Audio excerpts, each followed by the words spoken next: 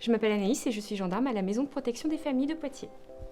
Et moi je suis Laura et je suis affectée à la même unité à Poitiers. Le harcèlement, ce sont des propos, des comportements aussi, qui sont répétés, c'est-à-dire 2 fois minimum. On appelle ça du harcèlement. Et il faut aussi qu'il y ait des conséquences sur la santé physique et ou mentale de la victime. Le cyberharcèlement, à la différence du harcèlement, c'est le harcèlement via tout support numérique ou électronique et qui peut se caractériser par des commentaires d'internautes ou des montages vidéo ou d'images. La victime est ciblée par un ou plusieurs agresseurs qui vont poster sur elle des images, truquées ou pas, des vidéos aussi, truquées ou pas, mais fondamentalement gênantes, évidemment.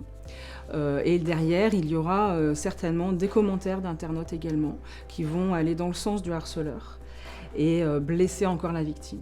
À cela peut aussi se rajouter des likes, des personnes qui vont liker la publication, et cela va encore aggraver le ressenti de la victime, sa peine, etc. Pour moi, le harcèlement est quelque chose de vraiment très grave.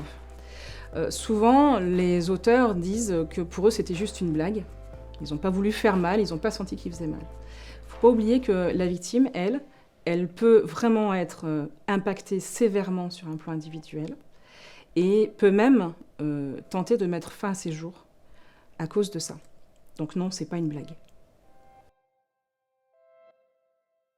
Le cyberharcèlement est grave parce que c'est une circonstance aggravante du harcèlement moral. C'est plus grave que le harcèlement moral car c'est en continu. C'est tout le temps. La victime n'a aucun répit. C'est en continu sur les réseaux sociaux, sur Internet. Voilà. La victime ne peut plus souffler, n'a plus de temps pour souffler à la maison. C'est plus grave aussi parce que le message est appelé à être diffusé largement. Et donc voilà, on appuie sur entrée, le harceleur appuie sur entrée et diffuse très largement le message agressif. Voilà, et d'autant plus il se cache souvent derrière un pseudonyme, donc il n'est pas facilement identifiable par la victime. Dans le cadre du cyberharcèlement, ce qu'on recommande, c'est déjà de bloquer, signaler le comportement, les propos, le contenu en fait qui est choquant. Ensuite aussi de faire des prises de vue, des photos d'écran, ce que les jeunes appellent des screens. Et évidemment, dans les 2 cas, harcèlement comme cyberharcèlement, en parler. C'est à partir de là que le problème va commencer à se régler. En parler à un adulte de confiance, que ce soit à la maison, les parents, ou alors dans l'établissement scolaire, le responsable d'établissement, l'infirmière, la CPE, peu importe, un assistant d'éducation, vraiment peu importe. Ou un camarade aussi, ça peut être un camarade de classe qui va aider à dénoncer les faits à un adulte de confiance. Et évidemment, déposer plainte si les faits se présentaient en gendarmerie ou en police pour déposer plainte. Si le harcèlement se passe au sein d'un établissement scolaire, il peut déjà y avoir des sanctions disciplinaires prises au sein de l'école. Après, le harcèlement est puni par la loi et donc le code pénal prévoit des sanctions. Pour un auteur majeur de harcèlement, il risque 1 an d'emprisonnement et 15 000 € d'amende. Pour un auteur qui harcèle sur les réseaux, donc de cyberharcèlement, on sera à 2 ans d'emprisonnement et 30 000 € d'amende. Si ça se passe au sein de l'établissement scolaire, les peines seront aggravées. Souvent, la victime se replie sur elle-même.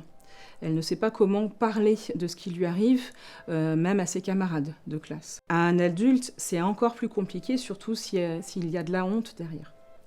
Donc elle se replie sur elle-même, elle perd l'appétit parfois, elle perd le sommeil aussi. Il peut y avoir des phobies scolaires, quel âge que ce soit en école primaire, au collège ou au lycée, l'élève va avoir peur de revenir dans l'établissement scolaire ou avoir peur aussi d'aller sur les réseaux sociaux parce qu'elle a trop peur en fait de voir encore des commentaires ou encore des photos, des vidéos gênantes publiées. Il existe plusieurs numéros de téléphone qu'on peut joindre. Donc le 30-20 pour le harcèlement, le 30-18 pour le cyberharcèlement, Si on se trompe entre les deux, ce n'est pas grave. Chacun réorientera vers le service dédié, le numéro de téléphone dédié. Il existe aussi le 119, un numéro de téléphone dédié aux dangers que pourrait courir un enfant, peu importe lequel. Il y a aussi une application spécifique à la gendarmerie qui s'appelle Ma Sécurité, une application gratuite qu'on peut tous installer sur nos téléphones portables et qui répond aux différentes questions de l'usager. Au fur et à mesure, l'usager qui se connecte va répondre à des questions, par exemple, suis-je victime ? Oui, et être réorienté comme ça vers le service qui va répondre à sa question. Et en cas d'urgence, évidemment, il y a le 17 en cas de nécessité d'une intervention immédiate.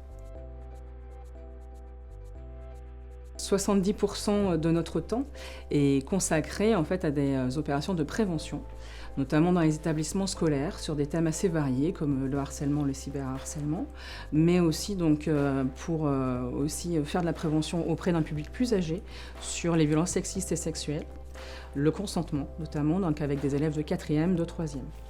Nous intervenons aussi donc en école primaire. Là, on pourra déjà commencer à parler de harcèlement et de cyberharcèlement notamment. Une autre partie de notre temps, c'est l'appui judiciaire aux unités et aux brigades territoriales. On va venir en appui aider nos brigades pour les auditions de mineurs victimes de violences sexuelles ou pour des auditions de majeurs victimes de violences intrafamiliales. Nous intervenons d'abord, dans un premier temps, en termes de prévention.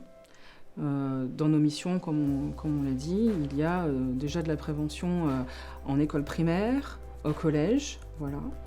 Et dans le cas d'une situation avérée, on peut aussi intervenir pour accompagner la victime dans le cadre d'un dépôt de plainte. Nous multiplions les partenariats pour que le harcèlement, le cyberharcèlement devienne vraiment le souci de tous. Par-delà les programmes qui sont mis en place, c'est vraiment essentiel que chacun soit porteur de ces messages-là. La maison de protection des familles a une réelle plus-value puisque nous avons bénéficié d'une formation adaptée pour un public très divers. Nous avons également un lieu chaleureux où les recevoir, notamment les enfants. Lors du recueil de la parole de l'enfant, nous prenons notre temps. Nous rassurons la victime. Il ne faut pas qu'elle ait honte, il ne faut pas qu'elle sente un jugement, on ne la jugera absolument pas. C'est une victime. Souvent, les victimes ont échangé avec leur harceleur, leur cyberharceleur, des photos, des vidéos intimes. Parfois, donc le jugement n'a pas sa place. Et nous avons un accueil, un lieu d'accueil dédié aux familles où on peut prendre le temps pour apporter des conseils aux parents, notamment pour les aider à orienter leurs enfants sur Internet et les réseaux sociaux. Déjà, beaucoup parler avec les enfants. De leur premier pas sur Internet, les guider, leur expliquer les limites, parce qu'ils n'ont pas forcément la maturité nécessaire pour les définir eux-mêmes.